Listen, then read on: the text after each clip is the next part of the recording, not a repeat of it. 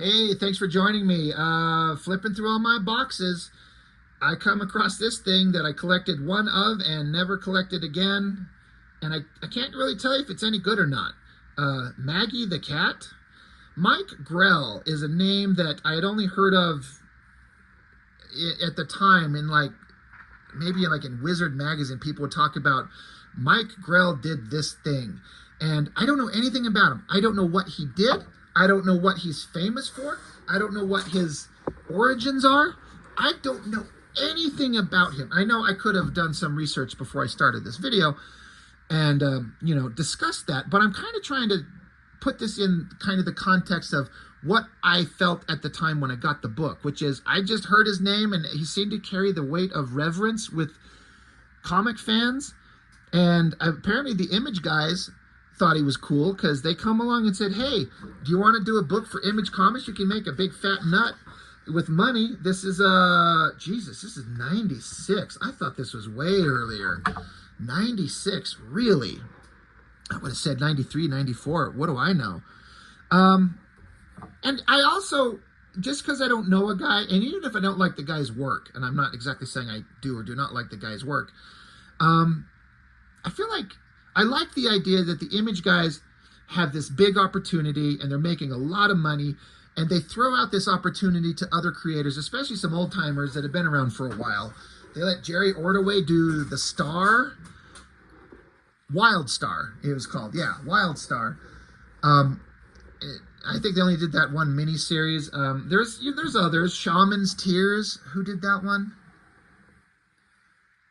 Can't remember. But I like the idea, they're like, guys, come along, do some books. You'll have creative freedom. You own it. You'll make a lot of money. Take advantage of it while you can. And I guess I kind of respect that. But like I said, no idea who Mike Grell is, except I know he did this one issue of Maggie the cat. And I remember looking at it, and this is 96. So, I graduated high school. I was 19 or so. And I'm trying to expand my horizons. It's Image Comics. I've been a big fan of what they've been doing for the most part. I've heard the name Mike Grell. He's supposed to be awesome. I'm a guy, and I like women, and I like hot comic book women, and ones that kick ass and are hot, and all right. But Maggie the cat? That's stupid. I'm sorry. It just doesn't work for me. Mike Grell, Maggie the cat. Because again, a cat-themed super heroine character. We've got Catwoman, we've got Black Cat, we've got girls in leather stalking the streets all over the place.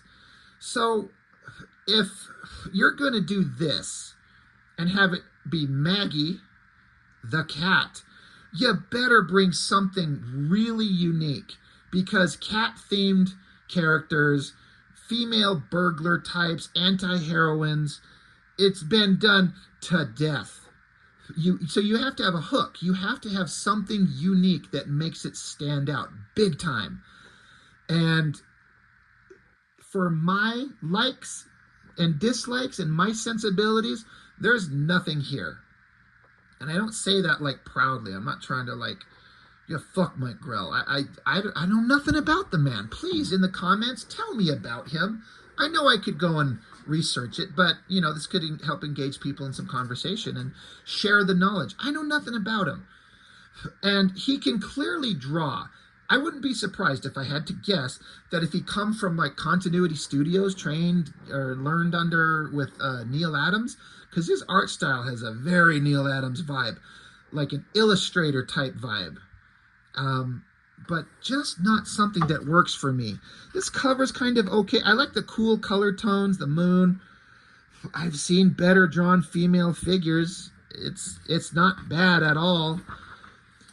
But Maggie the cat, brought to you by Mike Grell, creator, writer, artist, Steve Haney, letterer, colorists, etc., etc., etc.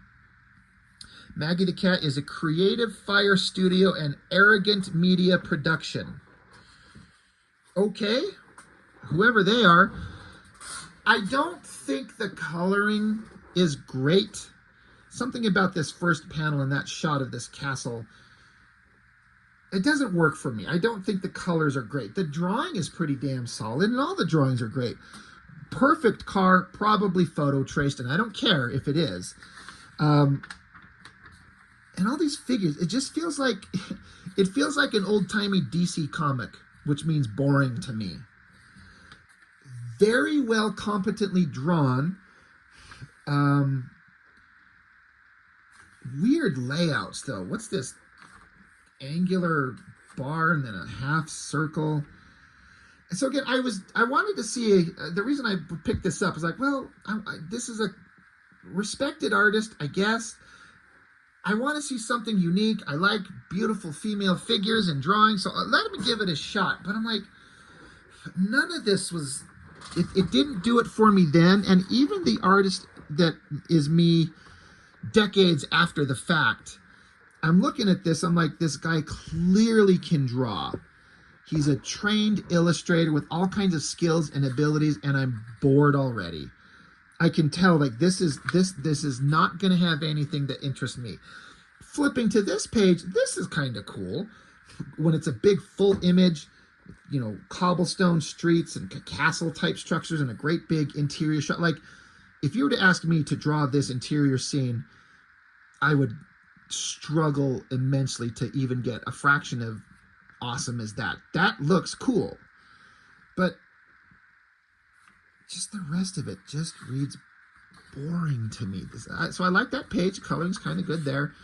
Another big visually awesome thing. Quite the shot of a cityscape.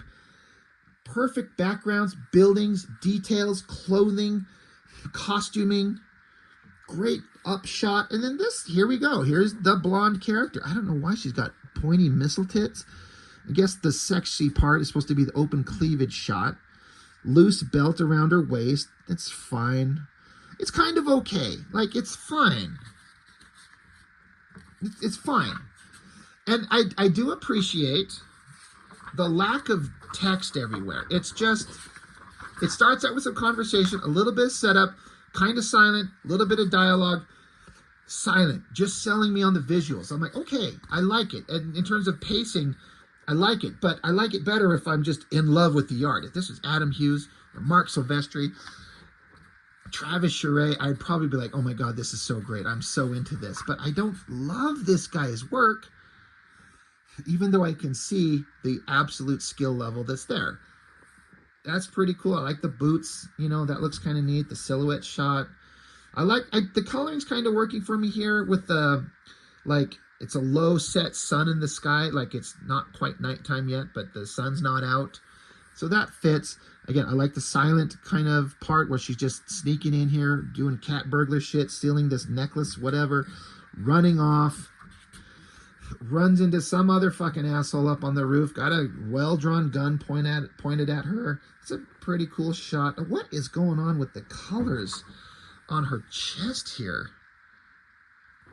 I do not like the coloring choices here. There's some weird things going on there.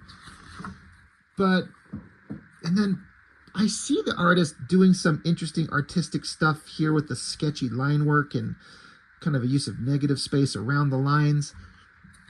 I would like to see this in black and white. I bet I would like it personally a lot more. The art would suddenly elevate to more interesting levels to me if this was in black and white. Not digging this at all. Again, more kind of silent images, landscapes, guys running around doing whatever's going on. That's an interesting shot of her jumping up, you know, get a big booty shot. That's cool. It's Maggie. She's attacking this soldier guy. He says, Sergeant James, Special Air Services, 21st Regiment. And it says, artists. What is that supposed to mean? Whatever. So now these two characters have met, and they're talking, and it's just, the coloring's boring. I feel like I should like this, but I don't. And it just, I'm checked out. So just a lot of back and forth, a lot of talking, a lot of standing around, a lot of talking. We got a lot of story to tell. A lot more story to tell, a lot of talking, back and forth. And he gives her this gift of these wrist-connected, extendable claw things, because she's Maggie the cat, right? So That's her little. She's now like leveled up. She just used to run around in leather and with her cleavage out, but now she's got claws and shit. So that's fun, I guess. This is another one that I stared at and I said, "What the fuck am I looking at?" And I'm like, "Oh, Jesus!" There's this angular, weird-shaped rectangular panel here, but the way that it blends in with this round building on top of this mountain, which the rock face inking on this, I think fails. It looks like he just took a Sharpie and just kind of like scribbled in these shapes. I'm like, this is a double page spread. This is where you bust your artistic nut all over the page. You just render these things and put in the details and the textures, and he half-assed it on this background, in my opinion. And then there's like tangent shit where this rock face comes down, but it looks like, I thought that this rock face was all one thing and connected into one image, but she's huge here. And I was like, what am I looking? Oh, okay. There's a panel here, angled. This as a double page spread fails. The coloring sucks. The rendering sucks. The composition sucks. Can I do better? No, that's not the point. I don't need to do drugs to know that they're bad for you. And then she's there and she jumps down and kicks this guy in the back. And is that it? Is it the end? It doesn't say. Yeah, I guess that's it. Weird shaped boob thing going on there. What the hell? So, and then there's a whole bunch of, I was not going to read all of this. Maybe I should, but it goes on and on and on. And it's not even from the artist. This is from Mike Gold, a.k.a. Nanook of Norwalk. I'd be more interested in, like, what does the artist have to say? Tell me about you, Mike Grell. Speak to me. Talk to me. Tell me who you are. I don't...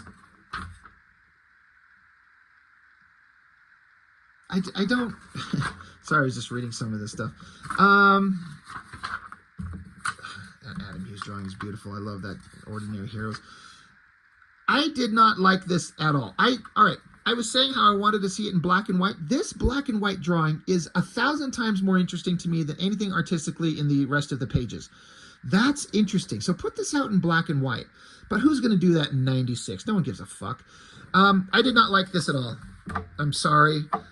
No disrespect meant to Mike Grell. Boring. Boring, cliche. You gotta find some amazing hook, and you gotta put it all in issue 1. I feel like you can't, like, put up in issue 1, but you're like, the hook is gonna, the interesting part of the story is gonna be doled out in 4 or 5 issues. No, you gotta grab me, and nothing here grabbed me. It's boring, it's cliche. I don't know how far it went. Did it go for several issues? I don't know. All I knew is at the time, in 96, one and done, I'm out. But I hope that it was successful for him. I hope he made money. I hope it set him up for a good chunk of time. I wish these artists nothing but success, even if I don't like it. It's just not for me. There's nothing there that interests me. They tried. I gave it a fair shot, but I was done. So, I don't know. Somebody tell me what you think about Mike Grell's Maggie the Cat. Tell me something about this. What am I missing? Or is it generally considered shit? Do I have the opinion that most people do? Tell me what you know. But that's all I've got. Thank you so much for watching. I really appreciate it. I'll see you next time.